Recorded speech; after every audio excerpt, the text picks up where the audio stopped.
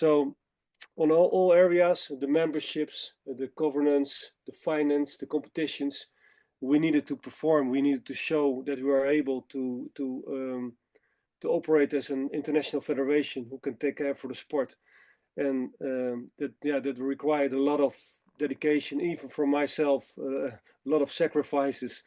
7 days a week job is it, and no holidays or holidays combined with boxing. So yeah, that's the reality. But once again, it is also I'm not complaining. It's a wonderful journey. It's great to be part of one of the greatest comeback stories ever in the Olympic movement, and it is also kind of a legacy that we want to preserve, to keep the Olympic dream alive for every boxer in every gym in the world. We really have worked together as a dream team to make this possible. And so the decision by the IC to recognize world boxing is an important milestone. But however, everyone within world boxing understands that being part of the Olympic movement is a privilege and really a responsibility and not a right. The real work is starting now, and there's a lot of work to do.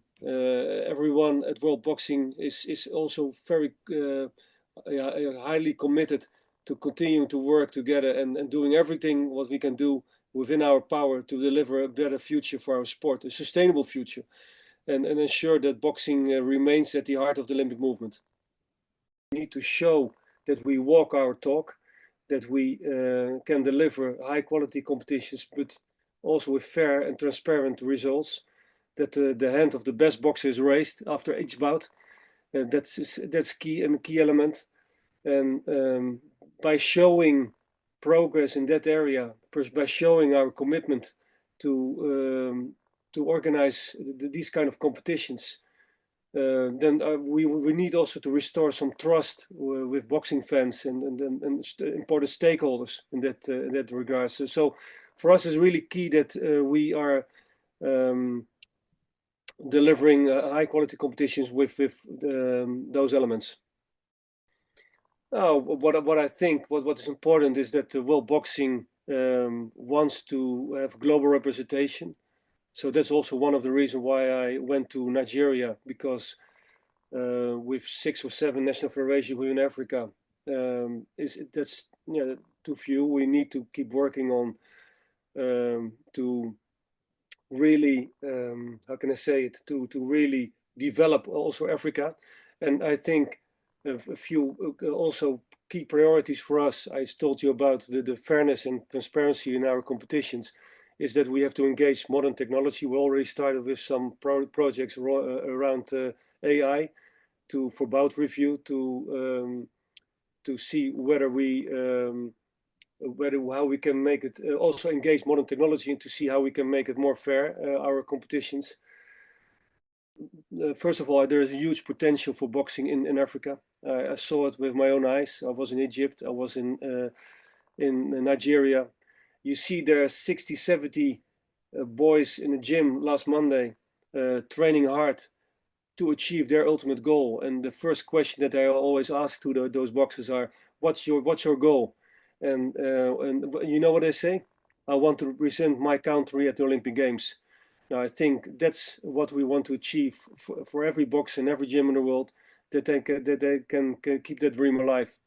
So that's the reason why we want to also to develop Africa. It's a complicated matter, and at World Boxing, we put, of course, the interest of boxers first, and the safety of athletes is absolutely paramount. We have recognized for some time that gender clarity is an extremely complex issue with significant welfare concerns, and we have, for that reason, established a working group of our medical committee, which is in the process of developing a policy on sex, age, and weight. They're examining now data and medical evidence from a wide range of sources and experts across the world, including also the Independent Council of Women's Sports, to develop an updated policy that will determine the eligibility of boxers to participate in world boxing competitions. And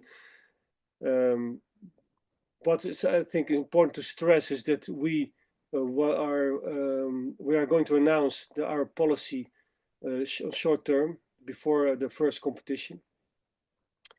And for us, it's just important that the policy will be designed to deliver a competitive level playing field for men and women that ensures the safety of all participants. And we expect, once again, to be able to make an announcement on this in the coming weeks.